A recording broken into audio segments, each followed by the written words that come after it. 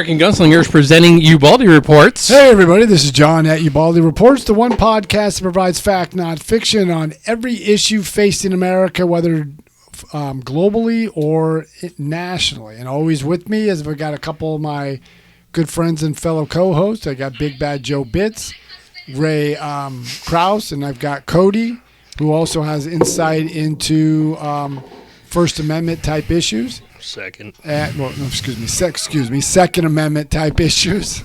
My mistake. And there's just veterans coming together to talk about issues that impact in America. And as always, we're going into a presidential election. And the question is, how old is too old? And that's a question we need to ask. How old is too old? Because you've got President Biden going for re-election, and if elected to a second term, will be definitely the oldest president ever. He's 82, and then if Donald Trump is the provincial nominee for the Republicans, he will be 78 if he gets elected. So, and if you contrast the two candidates, you've seen Joe Biden. Now he came back from his trip to India for the G20 summit with a stop in Vietnam and then a stop in Alaska, and he just looks old. Mm-hmm. He had a press conference, 5 questions, and he had stumbled across those, and he had to end one for his press secretary. So it's time to go to bed, Joe. Yeah, when he said it's time to go to bed. Now, but here's the point: we all come from different ages. I'm probably just a few years older than some of you guys here, and then there's Joe, and then there's Ray, and Cody is, I guess, a Gen Z. Now, I would ask Cody, since you are the youngest of the group, what do you think about Joe Biden? Forget the politics. What do you think about Joe Biden running for a second term when he'll be 82? And currently, right now, you just look at him, he just looks old. Well, so one of the things, particularly with Democrats, that I look at is, can I understand the reasoning behind the policies they want to propose? Okay. I may not agree with it, but I try to understand where they're coming from so I can, see what all is going on. So you're more or less, it's not the age, it's the policy.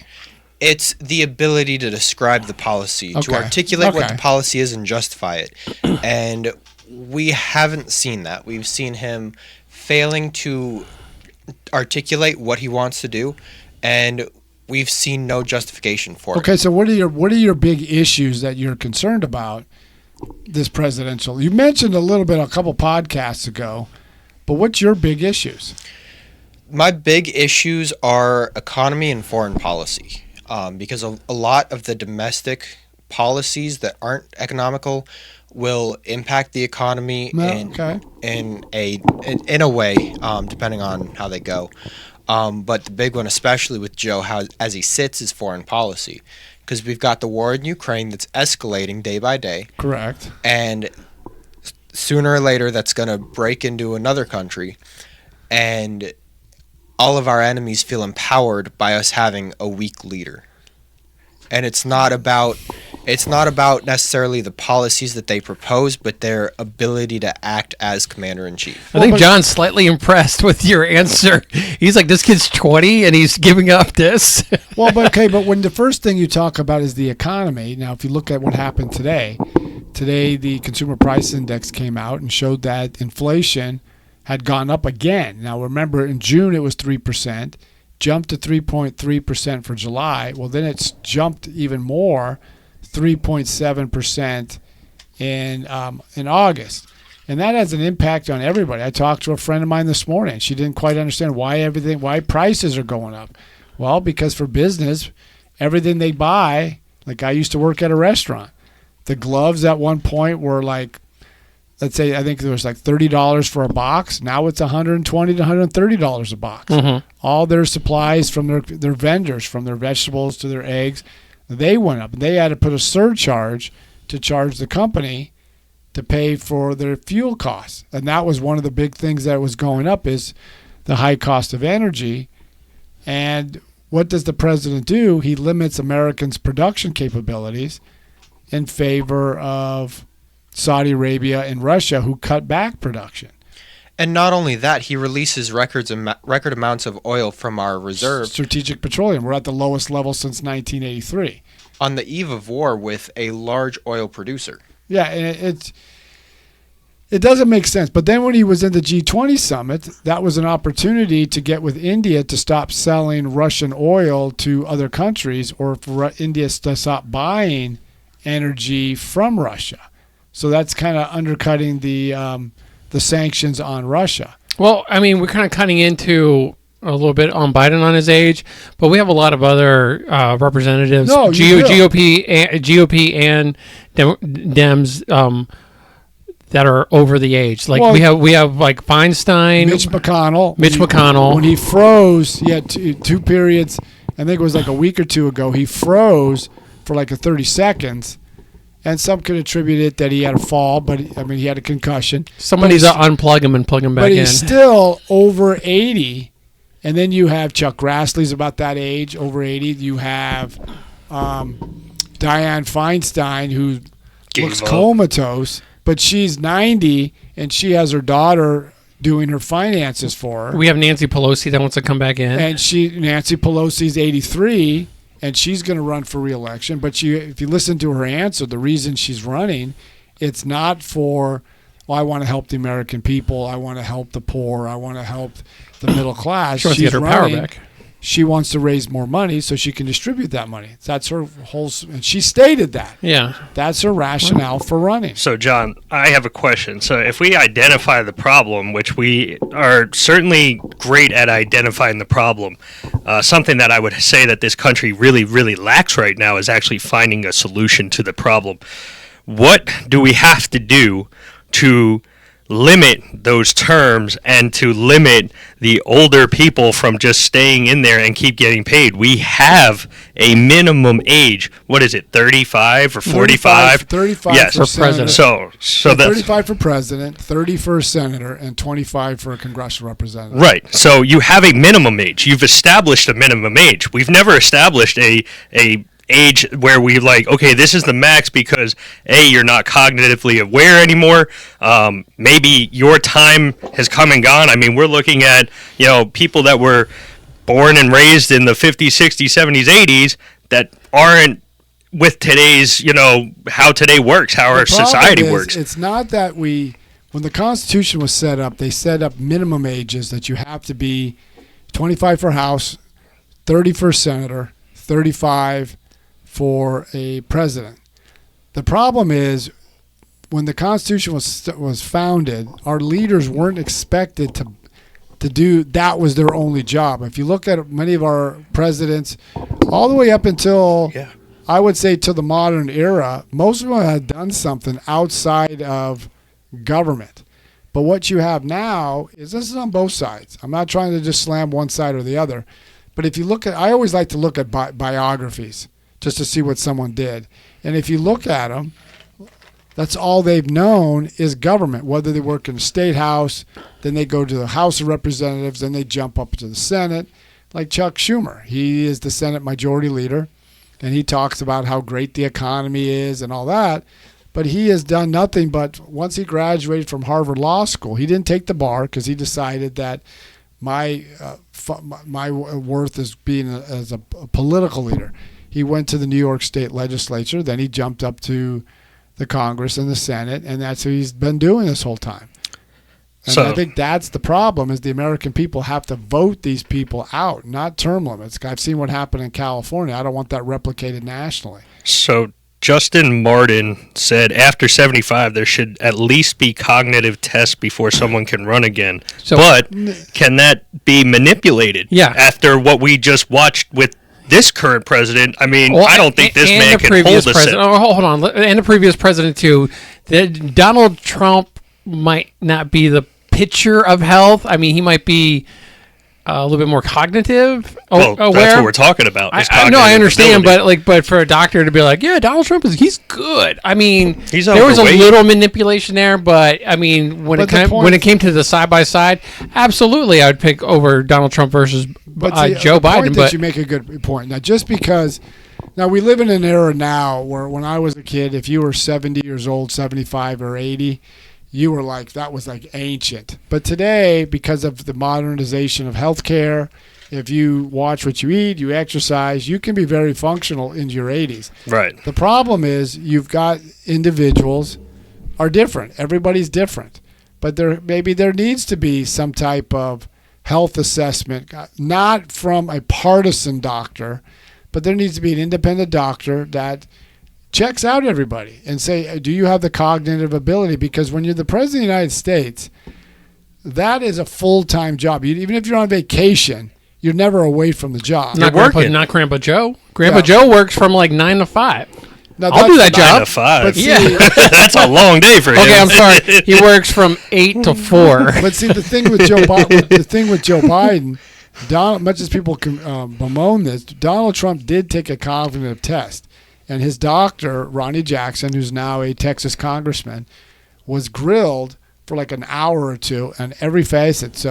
But we never know what Joe Biden's cognitive abilities are. So if you watch, I watched the NATO summit. I think it was in the month of July, and everybody walked on to take pictures. Well, Joe walked on the stage like my 92-year-old father did before he passed. He had that quick shuffle step, like they were trying to move really fast, Right. and he just looks old. Everybody ages differently. But we can't say anything because then we'll get hit with your ageist or ages. What is it? Your ageism. Your ageism. But the problem is there's a lot of key issues. And if you look at the press conference, and another thing, this goes to Joe Biden's ability. He was a gaffe machine even before he became president, even when he was a senator. But now that he's president, like when he was in New Delhi, and I talked to a friend of mine who he works in the media, and he tracks trends. So I asked him, how does the media,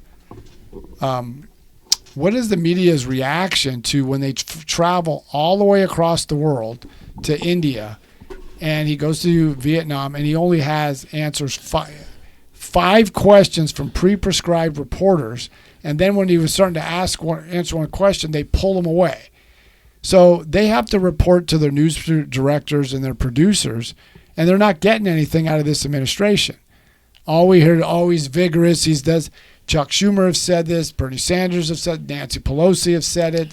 Oh, he's this vigorous individual, but we're not. You can clearly see that he's just slowing down. All right, so Justin came back and said, why not come up with a written or standardized test that gives a cognitive score so there's no bias? Because we can't actually witness him taking the test.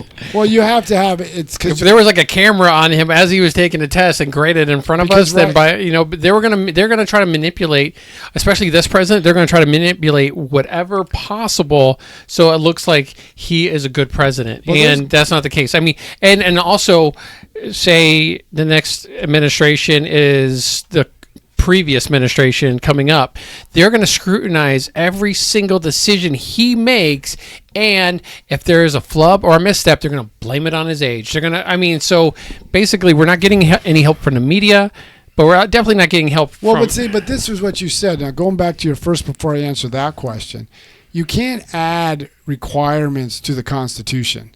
They tried that out in California, saying that, and they were rebuked by even the state Supreme Court out in California, that all presidential candidates have to release their tax information. There's no constitutional requirement.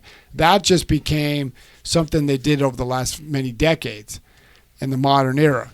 But the same thing has to happen here. This is where the press needs to hold not just Democrats, but Republicans accountable. Mm-hmm. Now, by President Biden, I mean, think about it. When has he had a press conference where it was just free flow? Never. He hasn't had one. Nope. Now, as much as people criticize Donald Trump, forget the politics, he would always go toe-to-toe with, and he would ask answer all their questions. He would stand in the gallery, in the press room, and answer all their questions. But when you have pre-prescribed questions, or he answers or talks to pre-prescribed reporters, and then he says, well, I got to end it now because they will get mad. We're not getting the full effect. Like today, like I said earlier, the inflation report came out and it jumped to 3.7. The president's supposed to give a speech tomorrow.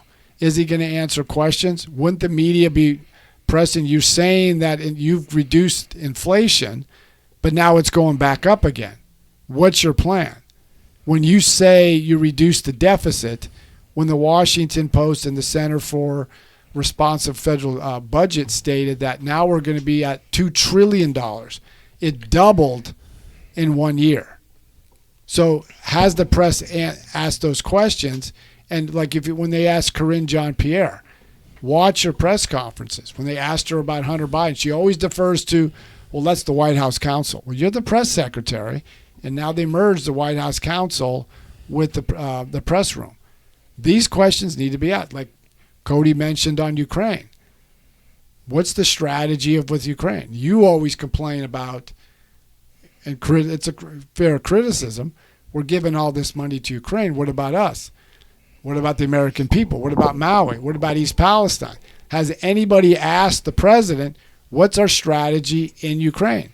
Has anybody asked the president about, you're giving Iran $6 billion? On top of a prisoner swap? And a prisoner swap, what's going to keep Iran from spending that money on drones. other things? Drones to Russia? On other things. So there's a lot of issues going on. What about immigration?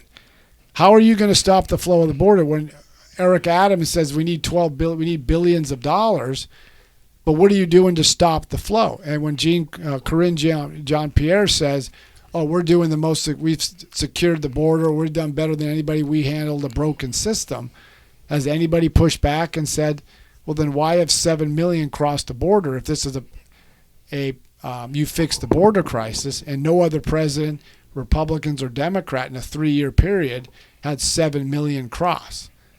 So this is why how you hold a president accountable or a candidate accountable, we're not seeing it. So why are we keep on getting these older candidates for us to choose to vote on when like the national age of the U.S. is like 38? 35. I think the reason is it's like, I mean, Ron DeSantis at that point would seem like a logical candidate because he's kind of in that 44. Yeah, I mean, like I would say if you're like in a 10 to 15 year age range, he's more on like my level of understanding what maybe I want or my representation. But yet I gotta pull somebody out of the old folks' home and vote for them. Well, I think the reason is it's the way our political process has evolved over the last number of years, especially in the television era, now in the internet era, where you have candidates, either you've been around like Joe Biden, so you can raise and you have a gazillion dollars and you have all this money, or you can be a billionaire or a very wealthy individual. Because when even you run locally, it takes money to put. When you file, you got to pay a certain amount of money unless you get so many signatures, and then you amp it up. I knew a gentleman who ran for state representative in Florida. He spent over $1 million, and he had to raise a couple $100,000 of his own money to put in. You run for, okay, let's say in California, different than some states, but let's say I believe we've got a senatorial race going on in Florida with Rick Scott. I'm not sure who the challenger is, but that's going to be almost $100 seat. And when you run for president, they're spending almost between both candidates close to $3 billion. Doesn't DeSantis want to take a shot at that Senate, or is he still thinking he's going to be president? He's trying to run for president. He needs to come back home. Is someone going to tell him, like, hey, buddy, I don't think it's going to happen. It ain't happening this year. Okay, but hold on. I mention this all the time. Victor Davis Hanson, the historian at the Hoover Institute, was asked that question, what you guys are kind of jokingly talking about now. They asked him, will Donald Trump be the Republican nominee? Because he's way up in the polls. I mean, by far over any other candidate. But he goes, I don't know. And the reason is people are backing Trump now because they see that he's being attacked. He's playing politics with all these indictments. But then again, will come January in the Iowa caucus, will voter fatigue come in and say, yeah, I like Trump's policies. I'm just tired of the drama and everything that goes with it. Maybe we need to go with somebody else who has his policies. It just doesn't have his baggage. I'll tell you why that's not going to. I tell you why that's not going to work, because if you could get Democrats to vote for a candidate like Joe Biden. The people don't. They maybe understand or they get Trump, but they're not. They're not. But I think they're. I don't think they don't. I don't think they care. They don't. Had an impact. They don't care about policy.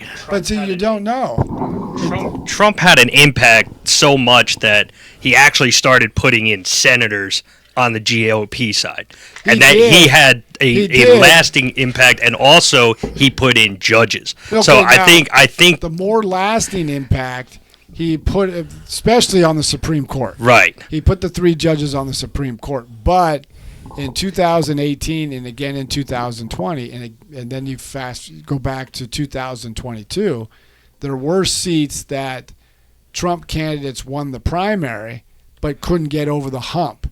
Like there was the governor of Pennsylvania, lost badly. Then there was Merritt Oz. They think that if there was a different candidate for rubbing in for the Republican nomination for governor, that might have carried Merritt Oz over the finish line. You had Kerry Lake down in Arizona. So there were cases where Trump did well in the primaries, but a lot of Trump candidates didn't make it in the general election. Mm-hmm. So, but we don't know. We'll just have to see. And even if DeSantis doesn't get the bid, there's nothing stopping him from getting the VP bid under Trump. No. I don't see that happening. Unless they're kind of playing like coy, like, oh, I don't like you. Oh, I don't like you. And then they're kind of like secretly, they're like, hey, we're going to work together, right? Well, I mean, that sounds like politics I to still me, like, so. I still like Robert, I like RFK Jr. kind of being, that would be, that would have been crazy. But going by what you had said, that would be the ultimate uniter of the country. If you have a Democrat and a Republican. Because you got to remember the Democrat has to get through. The Democrats chosen, they have to get through the nomination process in the Republican Party. Mm-hmm. They get nominated at the Republican convention. Now, what Cody had said regarding DeSantis maybe being the vice president, I don't see that happening. But as you had said, when Reagan ran against George H.W. Bush in 1980. A lot of people didn't like or didn't. First, Bush Sr. wasn't the first choice. It was Gerald Ford. But it sounded like when Ford gave an interview, it sounded like to Reagan and his team that he wanted to be a co-president. Reagan wasn't going to have that. Mm-hmm. So he chose George H.W. Bush to be the vice president. And then it really rankled the conservatives when Reagan chose James Baker, who became later the foreign Secretary of State under George H.W. Bush. He became the chief of staff. Yeah. And he was one of the most effective chiefs of staff. And then when he transitioned to Secretary of Treasury and Don Regan went from Treasury to the chief of staff, they felt that if Baker would have been still the chief of staff, Iran-Contra never would have happened. Mm-hmm. So you'll never know. A lot of times they regionalize it. A lot of times, like Mike Pence, Melania Trump wanted Mike Pence. She wanted somebody that had a clean, squeaky clean record, that was no drama, no baggage, and then they settled on Mike Pence. So I do want to go in. We have 3 gun enthusiasts here in Arizona. No, New Mexico. Or New Mexico. And it got stayed. Don't worry about it. The excitement's over. What happened to it? Well, first of all, what was the question that was brought up? Oh, no. So, like, in New Mexico, the governor decided to make open carry and concealed carry illegal for 30 days. But it was her choice. This was my choice. I'm enacting it. She basically tried to, and we can say this now as a past tense because things have been updated, but she basically tried to use her absolute powers and saying that nothing in the Constitution was absolute. See, to me, got it. I know you're frothing at the mouth when it comes to the gun thing. Well, law enforcement didn't even I know, but support her like at all. That's on you. But to me, the bigger issue beyond, and I agree it was wrong for her to do, when she said the Constitution is not absolute, including her oath to the that is the most disturbing thing because, okay, you take this away because it appeals to your base. But what about free speech? What about what other parts of the Constitution will you invite? And that's That's yes. a slippery slope to go down. Because it wasn't just the Second Amendment she suspended. She started to suspend your First Amendment rights, which don't have anything much to do with guns. So it was like your First and Second Amendment really got suspended, and it was like, well, wait a minute, you made that decision. But surprisingly, CNN lit. Yeah, they educated her about the Constitution. I mean, real quick, they're like, States. your Constitution, she's like, your state Constitution and the federal Constitution is saying this about guns. Are you in violation of that? And she's like, well, we'll see. Yeah, we'll see. Yeah, she's gonna get impeached, right? Yeah, they could do it. They could do impeachment articles on. But the other problem is, this is what happened during the pandemic. Yeah. Remember, they took unilateral emergency actions, and they, like Gavin Newsom, the governor of California, was interviewed on, I think it was Meet the Press, and he goes, well, we had to do certain things because we didn't know. And he goes, no, you allowed certain businesses to open, mainly the entertainment industry, because they contribute big money to you. Mm-hmm. And then you allow mom and pop businesses, like this one woman in Long Beach. She did everything she can at a restaurant bar that she had. Okay. And then 20 feet across the street, they allowed this Hollywood studio to have an open type of environment. So that's what happened. Just because, like Rahm Emanuel said, never let a crisis go to waste. They didn't allow the COVID crisis to go to waste. They utilized it and suppressed Americans' First Amendment and other constitutional rights. Does anybody notice, and I don't think I'm the only one, but there's a little bit more masks than normal? Like, it was like a lot of masks, and then there were had zero masks for the summer, and then the masks are starting to come It was back. starting to ink in. What's the matter, Joe? You create an emergency, and all of a sudden they implement tyrannical laws? It's making me very uncomfortable. So keep creating emergencies, right? I can automatically tell who you voted for just by wearing a mask. But see, that's the problem and there's no evidence to suggest the mask wearing is... Or are they doing it correctly? Are they the people that are actually sick the ones wearing the mask? That we don't know. We would have to go up and say, hey, why are you wearing your mask for? Are you sick? And then you're already within real close proximity of being sick, right? Yeah. But the other problem is this goes back to how people took an emergency and ran with it. You saw there was no evidence that masks did anything. There was no evidence that keeping kids locked at home was going to solve anything. And now we're finding out, now it's still an accusation, there was a whistleblower at the CIA who is very prominent from what they say, who's been there for years, reported there were 7 individuals that were looking into the origins of the coronavirus. And we were told, first of all, the FBI and the Department of Energy said more than likely it came from a lab leak. Other intelligence agencies said, well, we can't be sure. Well, now this accusation from this whistleblower, and he's trying to get whistleblower protection, and we'll have to see if he comes forward, has stated that the CIA or elements in the CIA paid these 6 or 7 individuals to say that it came from a pathogen or came from an animal or whatever, a wet market, not a lab leak. That's dangerous if that's accurate, because they said before 6 of the 7 said it came potentially from a lab leak. Now they changed their mind and they received substantial compensation for it.